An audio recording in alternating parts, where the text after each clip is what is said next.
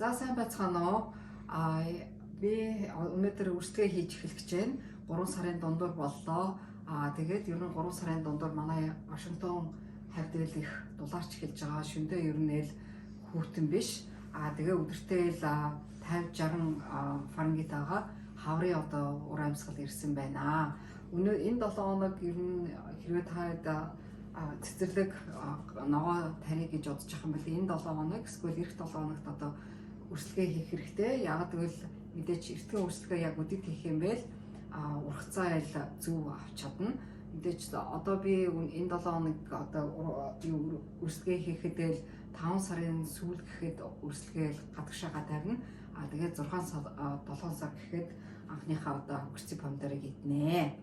Тэгээд энэ жил болохоор би сурснараа хөрцөг помидор тэгээд бусад одоо ийм цэцэрлэгтэй гоцоо юм цэнхэр өнгийн цэцэг тарих гэж одоо баахан юм цэнхэр өнгийн цэцэг авсан байгаа. Тэгээд цаашдаа зунд та эцтэй энэ цэцэг минь ямар хуу урах уу гэдгийг бас харуулнаа. Тэгээд мэддгээрээ хөрцөг помидор энэ sweet tomatoes их сайхан ургадаг. Эднээсээ их сайхан ургаж яг л энэ зурагшгаа их сайхан ургах юм аа. За ингээд үргэлжлэгээ бэлтгэхийн тулд хэд хэдийн мэдээж базаасан бах хэрэгтэй. Нэгдүгээрт болохоор ийм цаасан аягнцрууд бэлтгэх хэрэгтэй. Цаасан аягийг ийм мэдээж цаасан аяг аваад дундуур нь хайчлаад ийм жижиг хэмжээний болох хэрэгтэй. Яг гэвэл ер нь л үрний үндэс ээлд ийм урт байх шаардлага байхгүй. Ийм жижиг аяганд л хангалттай нэг үр одоо үндсээ өгөхөд хангалттай байдаг. Энэ цаасан аяг нь болохоор хөрсөндөө уусдаг учраас зарим ургамлууд ялангуяа цэцгнүүд одоо зөөврүүлэх дургүй байдаг. Хэрвээ одоо энэ цаасан аягнаасаа нөгөө талбайлгоо зөөвлөхөөр тэр мань ургахаа болчдөг, эсвэл цэцэг хөхөө болчдөг. Ерөнхийдөө ургалт нь аяга мууддаг. Тэгээ ер нь ямар нэгэн үрнийхээ зааврыг сайн уншаарай. Хэрвээ энэ заавар дээр non-transplantable буюу эсвэл одоо энэ ийм non-transplantable гэхлээрээ одоо үндсийг чочроож болохгүй, зөөвлж болохгүй иймэрхүү аяганд одоо үндэслүүлэх хэрэгтэй гэсэн үг. За тэгээд одоо мэдээж өрөө суулгах шороо маань хэрэгтэй. Энэ шороо маань болохоор seed starter буюу энэ seed starter гэж байгаа.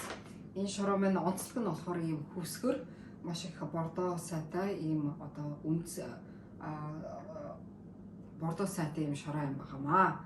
Тэгээ энэ шороогоо мэдээж энэ аягн дотроо дүүргээ. За тэгээд нэг анхаарах зүйл нь ердөөс энэ аягн дотор ял 1-2 одоо үр хийгээд тэгээд үрээ хийхдээ л ердөөс өнгөцхий хийн бас одоо гүн хийж хэрэггүй.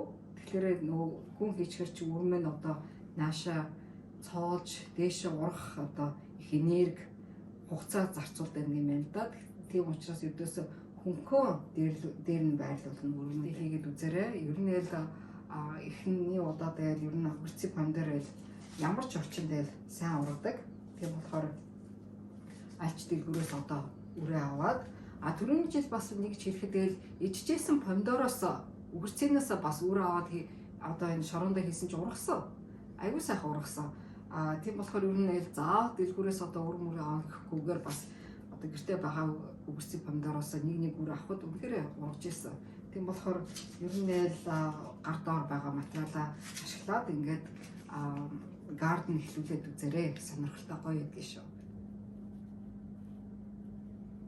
За ингээд одоо нэг капанд 3 үр хийж гэн. Нэг ширхэгүр тийм үү.